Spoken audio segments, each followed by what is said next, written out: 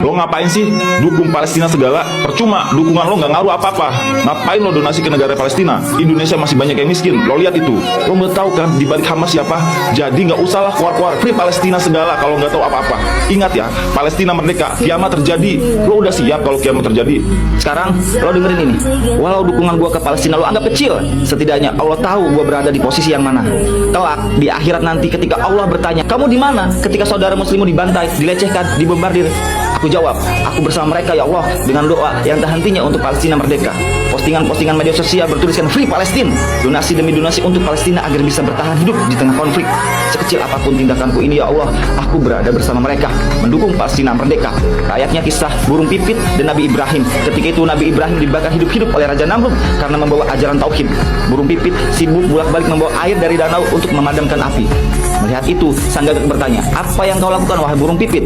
Apa engkau yakin akan memadamkan api sebesar itu? Kau hanya melakukan hal yang sia-sia. Kau hanya mempersulit dirimu wahai burung pipit. Ya, aku tahu air yang aku bawa ini tidak dapat memadamkan api tersebut, tapi setidaknya aku punya alasan di hadapan Allah.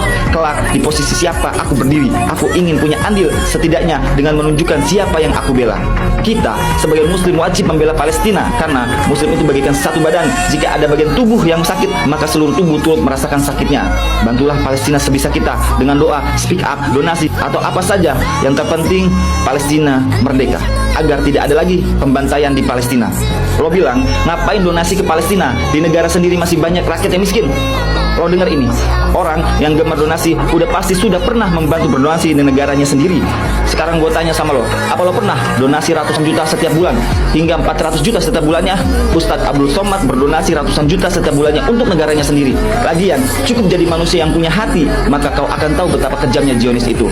Jadi orang yang gemar donasi untuk negara lain sudah pasti dia pernah berdonasi di negaranya sendiri, bahkan ratusan juta. Lo dengar itu. Sekarang anggap aja gua ini bodoh, lo yang paling tahu segala di balik Hamas. Siapa itu gak penting buat gua. Yang paling penting bagi gua Palestina merdeka, agar tentara Zionis Israel tidak lagi membombardir penduduk Palestina. Ingat, hari kiamat hanya Allah yang tahu. Tugas kita menjadi hamba Allah yang bertakwa dan terus memperbaiki diri. Suka tidak suka kiamat pasti akan terjadi. Layaknya suka tidak suka kematian pasti akan menghampiri kita. Pertanyaannya, apakah kita sudah siap membawa bekal untuk kematian? Apakah kita sudah siap menghadapi hari kiamat dengan begitu dahsyatnya fitnah Dajjal? Apakah kita sudah siap jika Allah bertanya, kamu di posisi mana ketika Palestina dibombardir? Di zaman Nabi Muhammad SAW, kaum muslim terbagi tiga.